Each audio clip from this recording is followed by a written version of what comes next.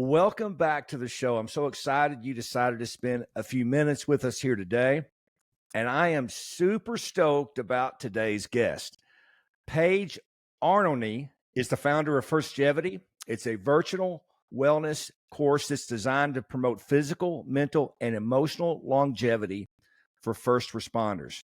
It's completely out of the box. I love what she's doing, and she has graced us today with her presence. Paige, thank you so much for being here. Hi, thank you so much for having me. I appreciate it.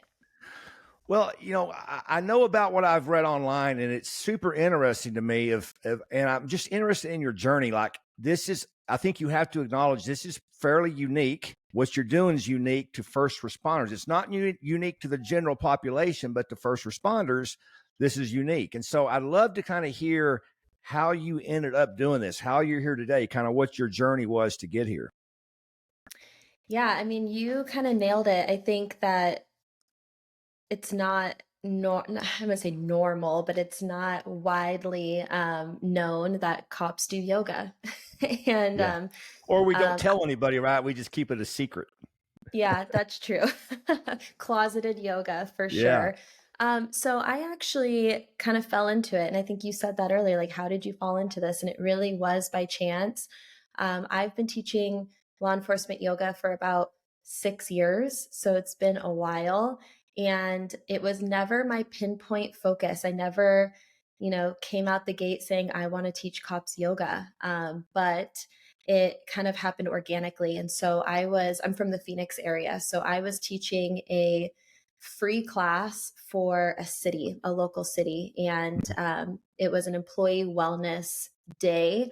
And they had a gentleman there who was teaching a HIIT workout. And I was teaching a like stretching recovery yoga class after the HIIT training. And he was a sergeant at Phoenix Regional Police Academy.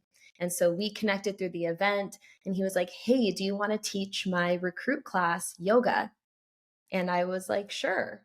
And I say kind of the rest is history, but it was kind of a unique story after that because I walked into the academy and I didn't know anything about this profession or this world. And, I come from the yoga background. And so, learned a lot along the way. And I had some champions and some people who believed in me and kind of brought me along. But that particular sergeant, he kind of got my foot in the door. And then he was like, I'm leaving. Like, I'm going to introduce you to people and then I'm leaving. And I was like, where are you going? And he's like, I'm leaving to become a firefighter. And so it's kind of like a funny, unique thing. But, I think that everything happens the way it's supposed to.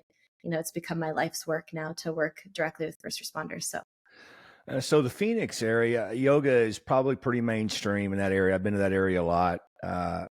In regards to first responders, like how difficult has it been to sort of convince them that this needs to be part of the routine? And I'll take you back to some of my experience. I brought a CrossFit gym. Well, I had a group of people, but I was part of that group. We brought a CrossFit gym to a law enforcement agency. It was the first one in the state that had its own CrossFit gym. And to convert them from that traditional 1970s banging the weights and power team stuff that, quite frankly, many of them still had heart issues because there wasn't a lot of wellness involved in that. They had big arms, but they had sometimes unhealthy hearts and things like that. And I was, and it was quite a struggle to transition them over there. Now, once they got there, they thoroughly loved it, to that functional fitness model. But I have to imagine you've had some struggles along the way. yeah, I mean, I think that I'd be lying if I said like it was the easiest sell. And definitely learned and have grown throughout the years. But I think there's a few different strategies. Obviously, you need some people who are championing you. You need some people Yeah. who believe in it, and that's really going to help. I also think it's a good strategy to introduce these concepts at an academy level because I do think that if you can introduce new concepts early in the career, then it's a little bit easier to continue those strategies, throughout the career. It's going to be much more challenging for a 30-year or a 20-year cop who has never ever done anything like that and has never had any wellness resources prior to that, to then get them to do a new concept is going to be harder than starting from day one. But I think I've been really lucky. I wouldn't say that yoga is super mainstream in Phoenix. I definitely think it is to a certain extent. I would say California, definitely. Colorado, definitely. Mhm. Washington, states like that. But I was really lucky to have some people who really believed in me, and I built relationships over time. And so, word of mouth, working directly with people, and then expanding and working with departments. And so I think you need that. You need some people who are, in leadership or in a wellness coordinator position who are, forward thinking and innovative.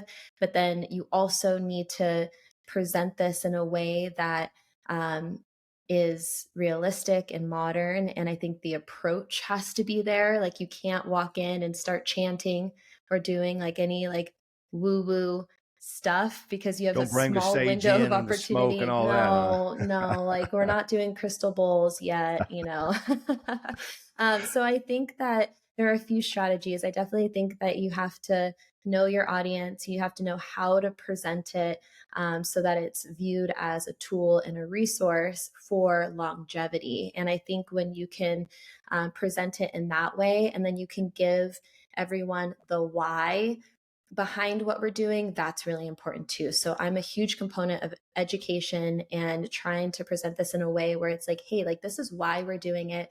This is how it relates to you specifically in the functions of your career. These are the studies, these are the stats. We're going to do this in a way that's direct and beneficial and like easy to get on board with. And then beyond that, I work with departments to like work on implementation strategies that work for them, that are unique to like the culture within that particular department. So I think there are a few different strategies, and I've learned a lot over the years as to what works and what doesn't. But we also know, and if we're being like candid and honest, we also know that not everyone is going to be on board with it. We know this, not everyone is going to do yoga. There are still quite a few naysayers that I've ran into, throughout the years. And I think that's okay too. Just focusing your attention on the people who believe in it and trying to make a difference wherever you can. So Yeah, I can remember a handful of years ago, a bunch of Dallas Cowboys in the off season. There was a bunch of news articles where they started doing yoga, and of course, everybody had a joke about it. But obviously, there's a lot of benefit. There's a lot of research. You talk about a lot of research. You talk about the why. I know the benefits personally, but let's not assume everybody does. Let's talk about some of the benefits that first responders get out of this, and it's sort of the time commitment. One of the things that I think pushes people away from wellness is hey, we got to spend an hour in the gym every day doing this, and this. That's not necessarily the case, right? So let's talk right. about some of the benefits and sort of what it takes to reach some of those benefits. Yeah, so I try to keep it like super simple when we're talking about benefits and how this applies to you. So one of the main things we talk about is injury prevention. I think that most people can get on board with that. Maybe some of the other stuff people are like, think it's a little too like out there, but I could walk into a room full of, first responders or full of cops and say, like, how many of you want your low back to feel better? And almost everyone's going to raise their hand. So I think if we can focus on injury prevention, that's going to be a really big um, winner as far Right. as like giving the why. Everyone can hop on board with that. So you're exactly right. I think that a lot of people think that they have to do an hour long or a 75-minute long yoga Or class, to and make it even worse, hot yoga, right? hot Something crazy. yoga. Yeah. And the reality is too, everyone is so busy, and most departments right now are struggling because they're short on bodies. And so there's mandatory overtime, and everyone's working longer shifts, and they're tired. And we know that one of the top reasons for injury in law enforcement is overexertion. And so when you are working overtime, when you're working longer shifts, towards the end of your shift, you're more likely to become injured. And so fitting an hour long yoga class into your schedule, or traveling to a yoga studio that takes 20 minutes to get there, 20 Mhm. minutes to get back, and then you're doing an hour long class, it feels impossible with, the busy schedules. And so there is a ton of research out there that states that regular yoga practice, and to get the full benefits of the yoga practice, 2 to 3 times a week, at least 10 minutes each session. So it is possible to still get the benefits of the yoga practice in short sessions that can fit into your schedule. And there's also a lot of research to suggest that yoga reduces the risk of injury from 25 to 30%, which is huge. So that's one of the, the main things we focus on with the program is how to reduce your risk of injury and promote physical longevity. And we do this through mobility and flexibility. We want to make sure your muscles are pliable and healthy and less prone to injury. We know everyone's tight, especially if you're sitting for long periods of time, whether that's behind the desk or in the patrol car.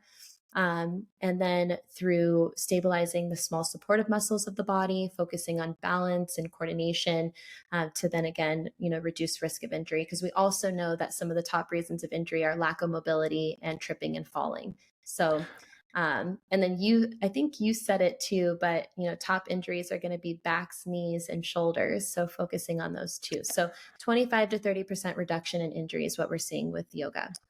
Yeah, and I think if I'm going to be honest, you just said it.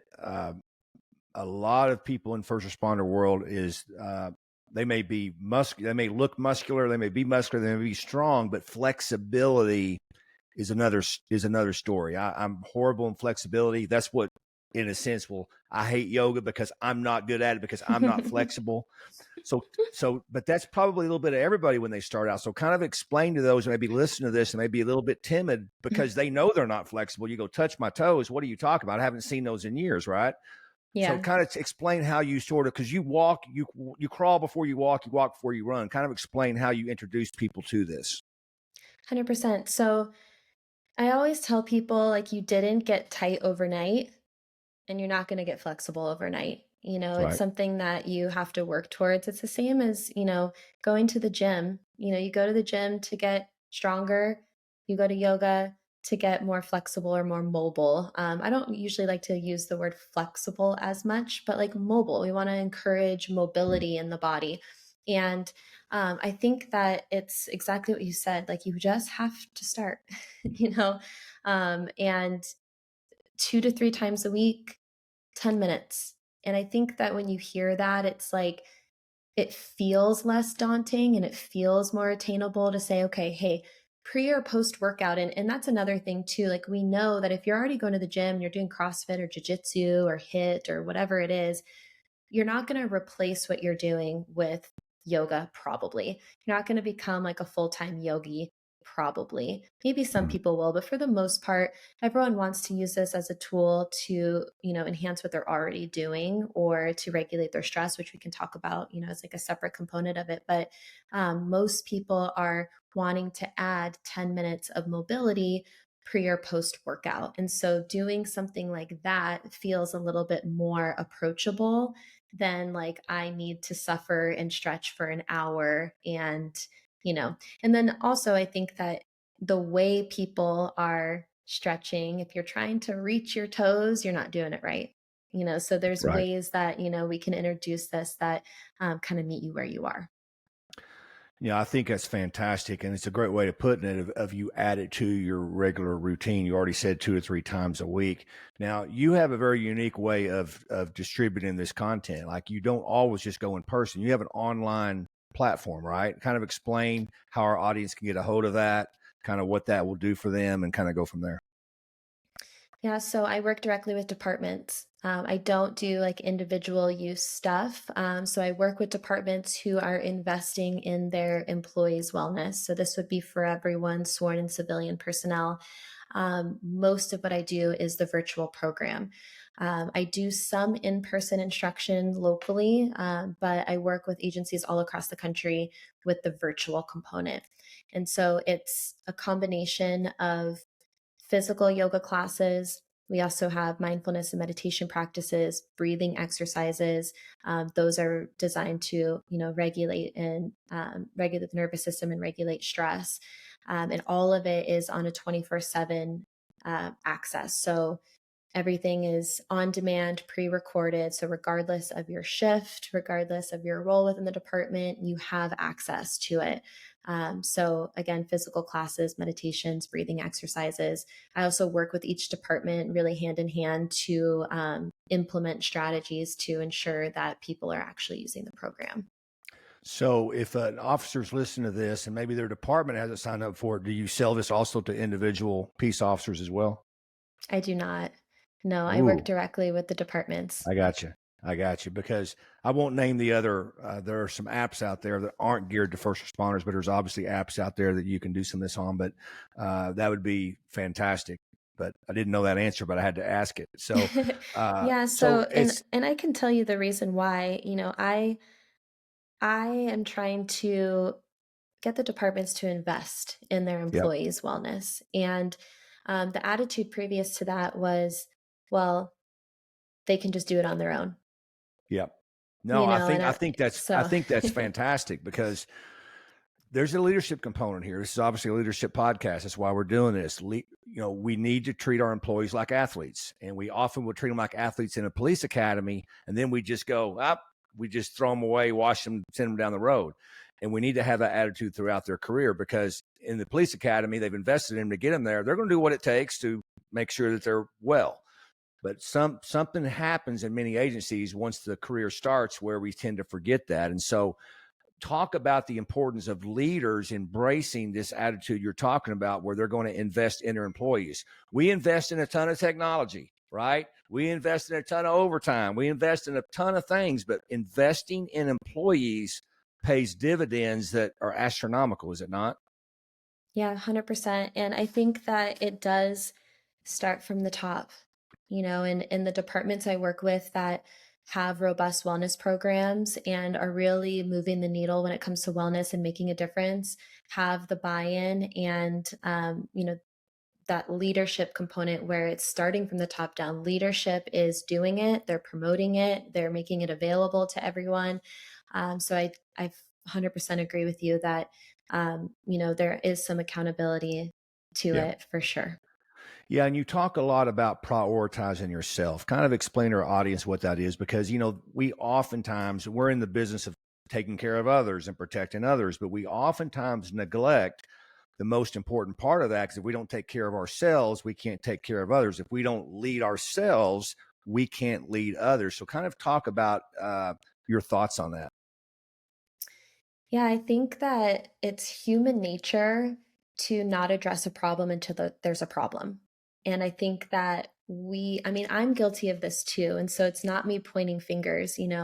I've had to reel things back in my work too, because like I also have that like servant mentality of like, I want to help as many people as possible. And, like I will like kill myself for this and had to say, like, hey, like, you can't effectively do your job and you can't help others if you're not first taking care of yourself. And so I'm guilty of that too. And I've had to reel things back and, make time for my own wellness. But I do think it's human nature to not address a problem until there's a problem. And so I think that we've been very reactive in like historically speaking. And that's when you start to see all of the stats and the issues and the numbers coming through with everything, injuries and cost of injuries, being reactive instead of proactive when it comes to physical wellness. We start to see stress, anxiety, depression, burnout, unhealthy coping mechanisms, suicidal ideation, suicidal behaviors, because we're not addressing problems as they come or before they come, we're being reactive to those things. And so that's where all those stats and numbers come from. And I think you said this too about cardiovascular health as well. Seeing the numbers for cardiac arrest and cardiovascular disease. And it's because we've been so reactive. And so I think it's so important to start thinking about your wellness. And then also if you're in leadership, your department's wellness as a whole in a proactive way. Like how do we put in measures for stress reduction? How do we make sure that, everyone is living long and successful careers, but then also a long and successful retirement, which I think everyone forgets about, and you have these Yeah. long careers, and we want to make sure that you have a long and successful retirement and you get to enjoy the fruits of your labor. And so I do think that it's important to not only focus on your wellness, but then the department as a whole, making sure that you're taking care of each other. Yeah, and that's why I'm always surprised because a lot of these police leaders at the upper ranks are not dumb people. They're pretty smart people. They wouldn't have gotten there, but they tend to sometimes forget what that return on investment is, that ORI. Whatever the cost of your program is, whatever it is, if you prevent one heart attack, if you prevent one, shoulder, rotator cuff surgery, whatever it is, you're saving so much money from that prevention, instead of just reacting, trying to get ahead of it.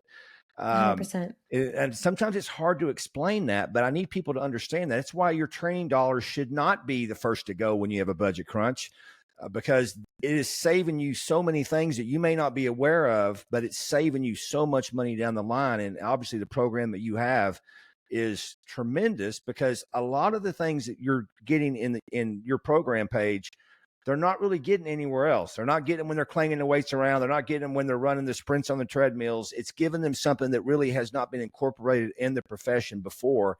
And kind of tell us about some of the successes you've seen as you've talked to these agencies. Yeah, so I live off of testimonials, and I work with the departments hand in hand, and I really value the feedback and what people are saying, because I think that's exactly what we have to look at is like, are we preventing injuries? Are we improving quality of life? Are we, reducing stress? Are we preventing burnout? Things of that nature. And Yeah. so, from a physical perspective, I would say the number one piece of feedback that I've personally gotten is that this has helped alleviate low back pain. I can't tell you how many people have told me that they've had a bad back. I had someone say that they were close to medical retirement and they were able to stay on the job. So, big testimonials about back pain has been one of the number one things. Um, Beyond that, I get glowing reviews about being able to have the tools to breathe and just combat stress. I think Yeah. that's the number one thing that everyone is struggling with, because your jobs, first responders jobs, are the most stressful jobs, period. And you can't control the stress. You can't control what happens on the job and the types of calls you get and the things that you see and hear. And but giving the tools to be able to regulate the stress and recover from the stress, I think, is huge. So those are the two things: being able to regulate and combat stress, and then low back pain. The other thing is sleep. A lot of people are struggling to sleep, insomnia and sleep deprivation. So yoga has helped a lot of people, and the program has helped a lot of people to improve their quality of sleep. Yeah, I know CrossFit faced a pretty incredible battle when they came on the scene because it was completely different. People would say, "Oh, you're going to get hurt doing CrossFit. You're going to hurt doing this." Well, what CrossFit did, and Paige, you're going to have this in no time, is they were able to take these entire programs they did for these groups and they compared before and after and saw less injuries based on that. And so you're probably working with entire organizations right now that Mhm. in time is going to be able to give you a snapshot of 5 years before and 5 years after on all these metrics you're talking about. And once you show that, I mean, we're still hard headed, but once you show that, because we know it's beneficial, it's just different. But just because it's different Right. doesn't mean it's not beneficial. In fact, I think it's probably more beneficial than almost everything else because of that. And so, because you're working with entire law enforcement agencies, are you not? Exactly. Yep. I'm very curious, and this is a little bit away from the yoga part, but you told your story that you really didn't know much about the profession, and you work with first responders in general, so I'm sure you have other clients other than law enforcement, but you weren't familiar with the profession. This Phoenix guy at the academy kind of brought you in to do this, and then you've really embedded yourself within law enforcement. I see you traveling the country and you're going to go visit agencies and you're open for appointments. What was your impression of the profession before you dove into the profession? Did that change once you got involved? Because I have to imagine, I haven't been a my father was in law enforcement. So since I was a little kid, I've known what law enforcement was. But so I've never been able to be that citizen and didn't know. I just watched TV and that was it. So how did your impression change of the profession once you got involved in it? Oh, that's a interesting question. So my background is so different. I did not come from a family or a background of law enforcement. I'm not associated with any sort of first responders at all. My parents were actually drug addicts, and my dad went to prison for 6 years for the sale of narcotics. So I was familiar with law enforcement through the lens of my parents being incarcerated. And, when my dad got out of prison, he was in and out of jail for another decade afterwards. He went straight back to using. He was extremely abusive. And so a lot of domestic violence. And so I had experiences with law enforcement through that lens. And it was always a positive lens because they were always coming to help me and to like take me out of a bad situation. Um, and and so I don't think that I had maybe like I wasn't naive to the profession and I didn't have any like negative experiences at all. It was actually the reverse to that. But I think that when I started working with law enforcement, just really fell in love with them even more. Like I just have met some of the best people of all time, and maybe I'm just lucky, but Mm. everyone I've come in contact has been just so amazing and really like wanting to help and wanting to make a difference. And so I haven't had any negative experiences at all. But I definitely had two different perspectives for Yeah. sure. Well, I mean, what you're doing, I want people to understand what you're doing. It's no secret that most pensions in law enforcement in most states are over 100% funded, which I don't even know how that happens. But let me tell you why when we run around and we brag about that, oh, our pension's 100%. Yeah, that's because we retire and die. That's why we don't draw the pension very long. And so what you're Hmm. doing, Paige, is you're giving men and women an opportunity to literally enjoy their life so much longer. It's one thing of living life, but it's one thing to enjoy your life. And so when you make them healthy, both mentally, physically, and spiritually, as yoga is so attuned to doing, they're going to enjoy their life in a way that they probably couldn't imagine. And I know you're young in this journey. You said about 6 years into this, but I think this is only going to get bigger and better for you. I need leaders to contact you and to invest in their people. You're going to be shocked at how inexpensive it is. You're spending thousands of dollars a day on nothing. Trust me, I know what the software costs, I know what technology costs, and you brag about all of it. Let's put some of that money back to the people that are the most important in your organizations, and that will pay dividends well past their career for the rest of their lives. Paige, I can't thank you enough for what you're doing, because it's bigger than just talking about the benefits of yoga is what I'm trying to get across. This is life changing, and I know you have the testimonies to show it. Thank you for stepping out and to do something that really people have probably been timid to do in the past, and you have dove head first into sort of this scary profession people don't know a lot about. I can't thank you enough. How can they reach you and how can they talk to you about bringing you to their agency? Yeah, so you can reach me directly. My email is paige@firstgevity.com. I'm also super active on LinkedIn. I think that's how we kind of connected the first time is, through LinkedIn. So you can always look me up under my name, Paige Arnone, my website, firstgevity.com. I'm happy to talk to anyone and kind of go over everything. But I appreciate you so much and your support and I'm hoping that you're right and that this does gain that traction and it's something that's, beneficial for generations to come. So I really do appreciate you. Well, yeah, I mean, we can't afford not to be right, Paige. And thank you for being a part of that. And if you're listening, thank you for listening. And just remember, lead on and stay courageous.